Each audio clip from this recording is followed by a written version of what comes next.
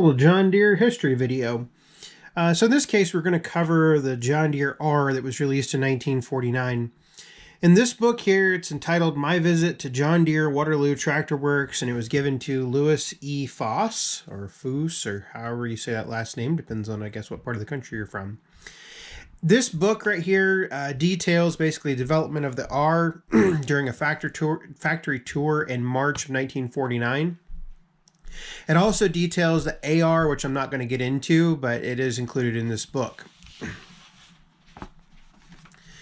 So unfortunately, this book the binding is separated from the spine, or the cover is separated from the spine.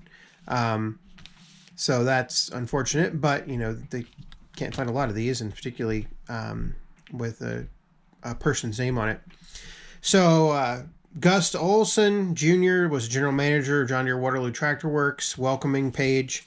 And there were a couple of pictures included. So I guess this is the 1949 Waterloo Works on this page.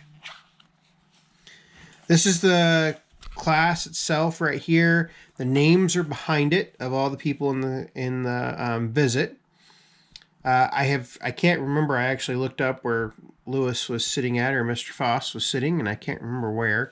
So I'll have to do that later. And then really cool, one of the promotional pictures of the R. Hopefully there's not too bad of a glare. So this would be one of the early production R's right there. I'm not a good enough expert on the R's to tell you if there's too terrible many differences from the actual production machine or whatnot. And then the next page is, or the reverse of that page, is the R, the back of the R, like that. So hopefully you can see that good enough. And if, like I said, if you see anything that's different, you know, feel free to write them in the comments below. So here we have, I'm going to try to get this page set up right here. Hold on just a second. Okay. Sorry. This is extremely hard to do without taking things out of their bindings. So, required a number of years to develop. So this is about the development of John Deere diesel tractor. Really interesting. The first John Deere diesels were built in 1937. I'm just going to read this paragraph here. First John Deere diesels were built in 1937, during which year we built 2 power units. Through the year 1938, 2 diesel tractors were built. In 1939, these 2 diesel tractors were rebuilt. In 1941, 8 tractors were built. In 1944, 5 tractors were built. I would take into account the 41 to 44 was probably the wartime years, and so development did not proceed at a normal pace. In 1947, they built 7. And each of these groups of tractors, as you readily realize, were improvement in the design of over previous ones, and each group was completed and placed in the field where they were subjected to grueling hard work. Much additional information was developed, which has enabled us to provide a diesel tractor that will be really outstanding in its performance through a modern design.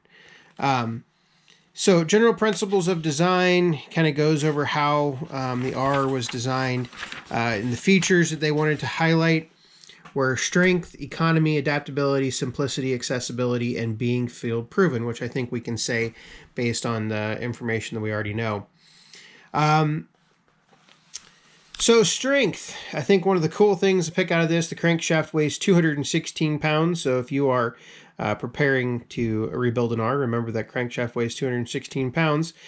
Main bearings are 3 1/4 inches wide by 4 inches in diameter, and the connecting rods are 2 11/16 by 4 inches in diameter, and the rear axles are 3 1/4 in diameter. So really interesting thing about that is the main bearings on the R were, I mean, they're just fine, continued on with the 80 and eventually the 820 and 830. I don't know if the bearings were any different. But one of the problems that I've seen mentioned with the R, and keep in mind I'm not a 2-cylinder expert by any means, is the fact that there was no middle bearing between the 2 pistons. So there's no, I guess you'd call it a carrier bearing in between the 2 main bearings, so there's only a 2-bearing machine instead of a 3-bearing machine like the later 80s, 820s, and 830s. And you might want to check me on the 80s.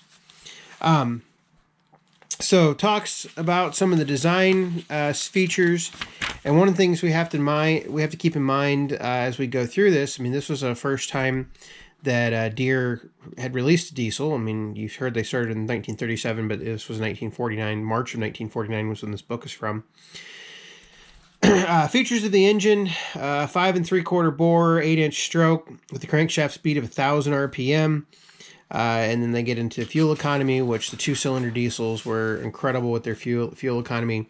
Up here at the top, it says our test indicates the Model R tractor will develop 40 belt horsepower continuously and use 2.5 gallons of fuel per hour to develop, or 25 gallons per 10-hour day.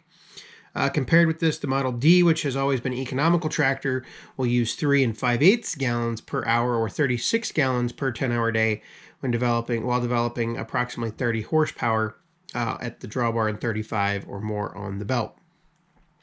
So it kind of highlights the way that diesels are more efficient. Adaptability, they go through basically all of the traits that I mentioned earlier. Well balanced and easily handled. Shipping weight of this tractor dry is with the 7.5 by 18 front tires and the 1434 rear tires is 7,500 pounds. When fitted for maximum drawbar operation, sufficient wheel weights and liquid should be added to give it a weight of 10,000 pounds. So an R can weigh upwards of 10,000 pounds, probably more, when it's in pulling applications. Here they get into the starting. John Deere built auxiliary starting engine, even though it was modeled or supposedly modeled off a Caterpillar starting engine with the 2-cylinder opposed twin design. And then we get into the specs. So we've got first, second, third, fourth, and transport. High speed on this machine was 11.41 miles an hour, and reverse was 2.53 miles an hour.